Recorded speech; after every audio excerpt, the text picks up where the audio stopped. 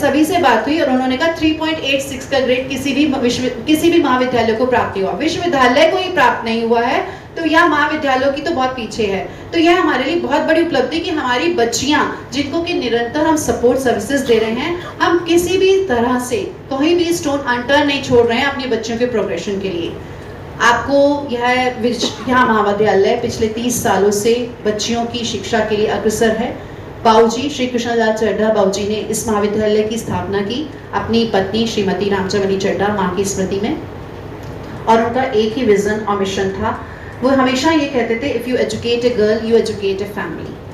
Since 1994 जो मोदी जी का अभी नारा है वो उनका तब नारा था कि बेटी बचाओ बेटी पढ़ाओ। सोचिए आप 30 साल पहले उन्होंने इस विजन के साथ इस कॉलेज की स्थापना की और उनकी इस लेगेसी को कंटिन्यू कर रहे हैं हमारे मैनेजमेंट के अध्यक्ष Shri Krishnaveer Singh Sirohi sir, secretary madam और तमाम प्रबंधन विभाग के जितने भी व्यक्ति हैं वो सभी जुड़े हुए हैं और निष्काम भाव से जिसमें किसी का कोई BA, BSc home science, BCA, BCom honours और B.Ed, ये हमारे 8 UG कोर्सेज संचालित हैं और 6 PG courses MSc chemistry, MSc zoology, MSc mathematics, MCom, MCA और M.Ed।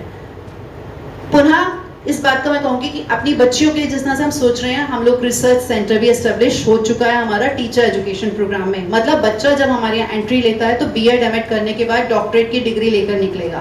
तो तमाम एवेन्यूज के साथ हम फिर पुनः आपके सामने, और ये बहुत बड़ी उपलब्धि हमारे महाविद्यालय को इसी एक्सीलेंस को शेयर करने के लिए आज की प्रेस कॉन्फ्रेंस आयोजित की गई है। पुनः मैं धन्यवाद अर्पित करूंगी और मैं अब अपनी सेक्रेटरी मैडम से निवेदन करूंगी कि आगे के फ्यूचर प्लान्स के बारे में चाहूंगी कि national assessment and accreditation council क्या है। यह भारत की एक सर्वोच्च UGC द्वारा निर्धारित हायर एजुकेशन इंस्टीट्यूशंस को क्वालिटी पैरामीटर्स पर वैलिडेट करने के लिए एक ऐसी संस्था है जो पूरे ऑल अध्यक्ष श्री KVS सर से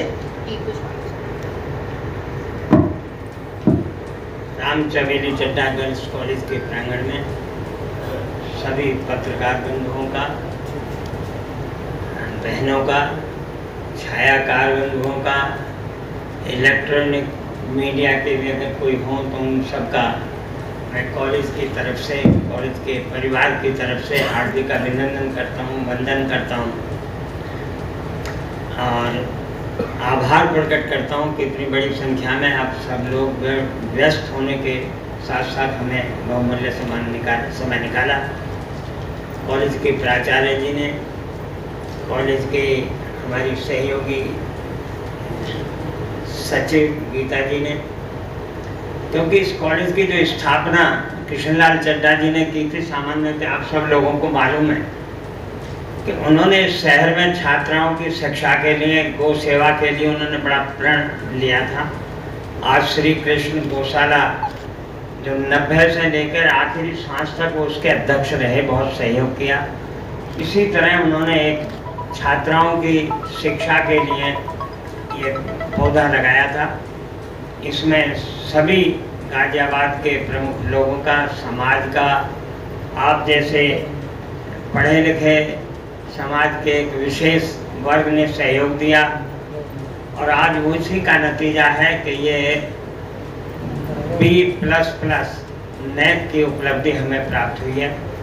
इसमें हमें चड्ढा जी के परिवार का, गीता जी हमारे चड्ढा जी की बेटी हैं और कानपुर से अगर कोई बिलोंग करते हो या आते जाते हो, लैंडमार्क 5 स्टार होटल है, आप उसकी मालिक हैं।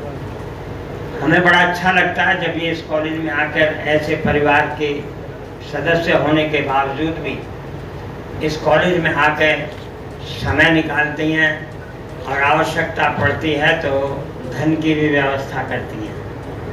इसलिए हमें समाज से पैसा इकट्ठा करने का, क्योंकि इसके प्रबंध तंत्र में 2-3 वकील हैं, 2-3 CA हैं, 2-3 आर्किटेक्ट हैं, 2-4 उद्योगपति हैं, उनके पुराने मित्र चड्ढा जी के, और एक आध हम जैसा और आदमी भी सड़क छाप है, और 1-2 IAS IRS भी थे जो बेचारे अब हमारे बीच में नहीं हैं।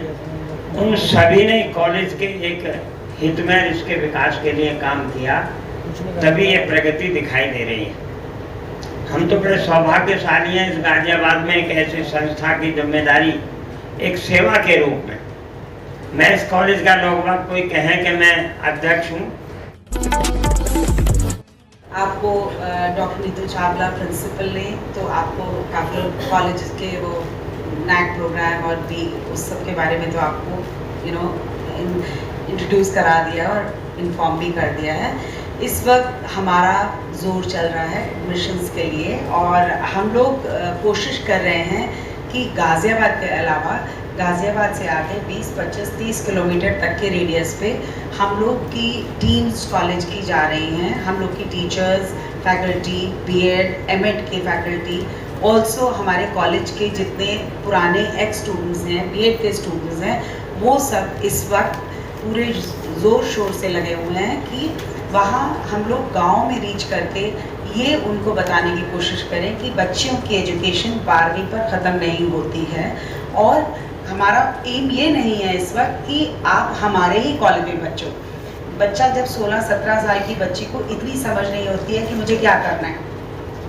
हो सकता है उसने सिलाई में निकलना हो सकता है वो कोई ब्यूटिशियन का कोर्स करना चाहे, हो सकता है वो कोई बीएससी या मेडिकल में जाना चाहे। तो हमारे कॉलेज के अलावा हमारे काउंसलिंग सेल्स जो हैं वहाँ बच्चों की प्रिंसिपल्स और सुरोई जी के पूरी मदद से, वहाँ के जो प्रधान हैं उन सब से रिलेट होकर के वहाँ पर हम बच्चों के लिए काउंसलिंग सेल्स बना करके उनको अवेयर कर रहे हैं एजुकेशन की इम्पोर्टेंस और किस तरह से हमारी बच्चियों के लिए 12वीं के बाद में पढ़ाई की कितनी इम्पोर्टेंस है।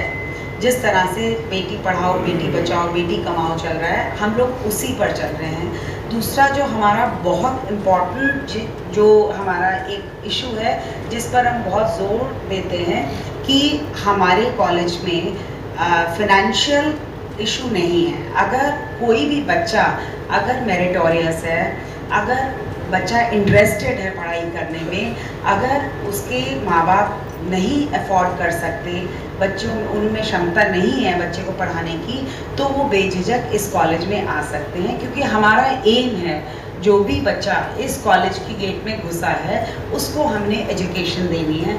भले हम उसको 100%, 90% दें, 75% दें, पर वो बच्चे की एजुकेशन उसको मतलब that child will not be devoid of education irrespective of everything. अगर 100% देनी है तो कॉलेज। और मैं ये बहुत गर्व के साथ, और आई थिंक हम सब ये चीज़ को गर्व के साथ कह सकते हैं कि हमारा जो भी कॉलेज में है कंप्लीटली चैरिटेबल सोसाइटी है और हम जो भी फंड्स आते हैं बच्चों की डेवलपमेंट, बच्चों की एजुकेशन और बच्चों की फर्दर उपलब्धियों पर ही उस पर स्पेंड करते हैं।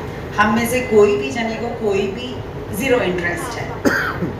और बाकी एक और चीज़ पर जो हम लोग जोर दे रहे हैं इस वक्त, क्योंकि अब हमारा अपना एक मेरिट लेवल हो गया है नाक आने के बाद में, कि इस वक्त हम जो जैसे मोदी जी की बहुत पॉलिसीज़ हैं, गवर्नमेंट की बहुत पॉलिसीज़ हैं, योगी जी की बहुत पॉलिसीज़ हैं गर्ल्स के लिए, गर्ल एजुकेशन के लिए। अब हमने एक अपना सेल डेवलप किया है जिसमें हम वो एडमिनिस्ट्रेशन की हेल्प से हम फाइंड आउट कर रहे हैं कि बच्चियां किस किस पॉलिसी से क्या क्या बेनिफिट ले सकती हैं। और फिर उसके ऊपर इस ईयर का हमारा मोटो है कि अब हमने इस ईयर उसके ऊपर वर्क करना है कि बच्चियों को गवर्नमेंट पॉलिसीज़ के बेनिफिट्स दिलवाएं।